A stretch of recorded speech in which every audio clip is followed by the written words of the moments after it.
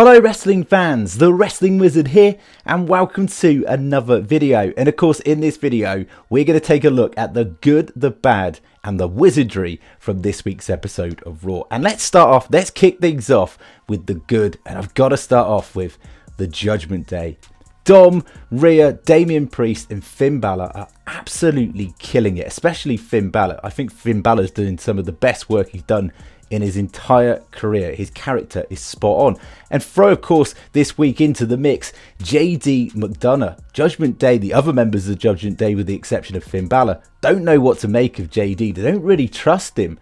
But as the show closed, they learned to trust him more. At the start of the show, they weren't sure. It sort of seemed like he was just relaying this information from Finn Balor. But at the end of the show, JD helped the other members of the Judgment Day, and they seemed to be aligned, or at least happy with what he did to help him along the way. So of course the question mark still remains, is Damian Priest going to get expelled from the Judgment Day? He did also cost Finn Balor his match against Cody Rhodes this week, of course, with that dodgy briefcase, that cursed briefcase.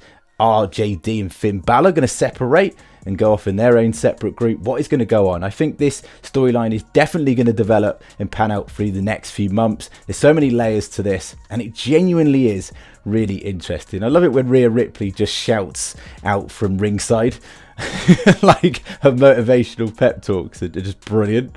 And I love the fact that Dominic Mysterio gets scared of pyro these days. But overall, really good segment, solid segment from the Judgment Day. Overall, really enjoying it. Next up, another good pick from tonight's show. I know this is a little bit controversial, but I did enjoy the Trish versus Becky match. I know this ended disappointingly in a double count out, and yes, they're sort of teasing the fact that we're probably going to get a steel cage match to hopefully finally put to bed that feud between the two of them. But for pure comedic value, the fact that Becky's now got this lemon t-shirt out, you know, she makes lemonade with lemons now, right? She makes the best out of bad situations.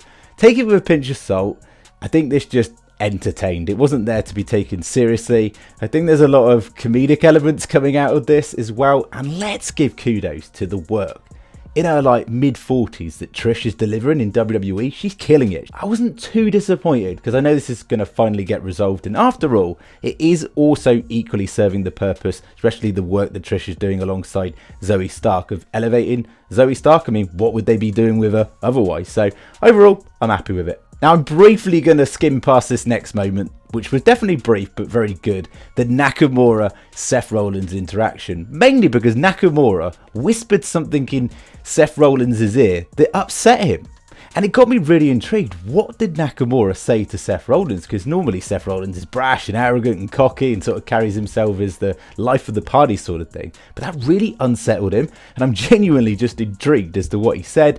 I'm down for the match. I know this is sort of a bridge match for Seth Rollins taking on Nakamura. Nakamura will probably just revert back to face after this feud. It's very much just a filler feud. But I'm down for it. It'll be a banger of a match. And overall, these interactions are quite intriguing at the same time.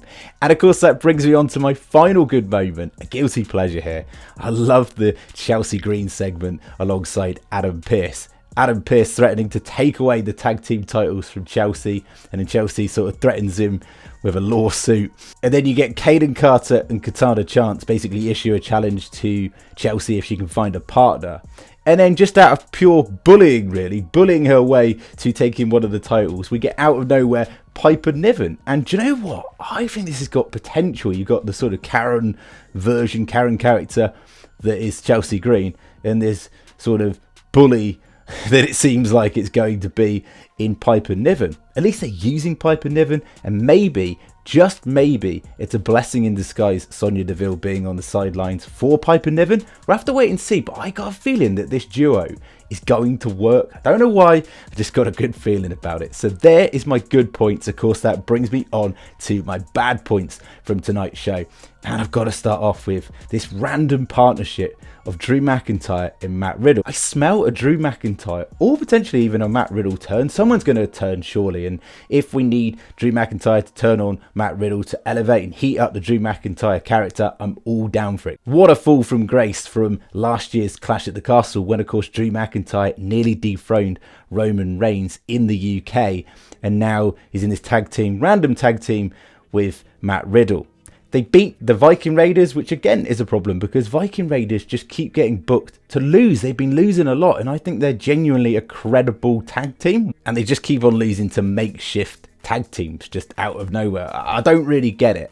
And also, another thing I don't get is why would WWE hype up, build up Indy Hartwell with this video package to then feed her to Rhea Ripley? And I get it, Rhea Ripley's a dominant champion, she should beat Indy Hartwell.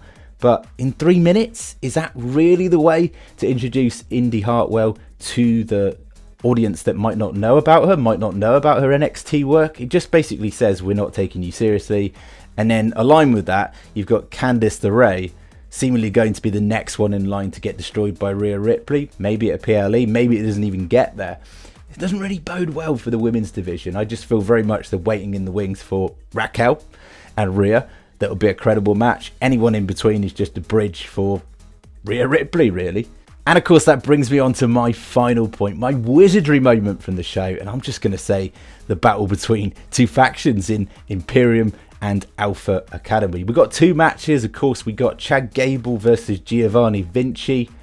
Short but effective match. Quite enjoyed it. Thoroughly enjoyed it, to be honest with you. And of course, we got Gunther versus Otis, or Otis. And I love this dynamic. I love the fact they're building up, hyping up the match between Chad Gable and Gunther, which I don't think Chad Gable is going to beat Gunther, especially not before Gunther surpassing this record. But nevertheless, it's going to be a strong showing from Chad Gable, and I'm looking forward to the matchup. I also really love the work they're doing with Kaiser at the moment. Ludwig Kaiser. Loving it. Honestly, he's just got this it factor. He's athletic as heck. He's got the look, and I'm loving this like casual flirting with Maxine as well. You know, Maxine, don't break Otis's heart. Whatever you do, do not break his heart and trade him in for a more dashing man. Nobody wants to see that. That would break the hearts all around the WWE universe. I don't think it's going to happen. I don't think Maxine is going to join Imperium, but it's kind of a tease that WWE are going to put out there. Just loving the dynamic, to be honest with you, between these two factions. And what do you think? What was your favourite moments from the show? What moments did you not like of the show that you weren't a fan of? As always, get down in the comment section and share your thoughts and opinions. And as always, it'd be very much appreciated if you could like the video, share the video, and even better, subscribe if you're new. We'll catch you in the next one.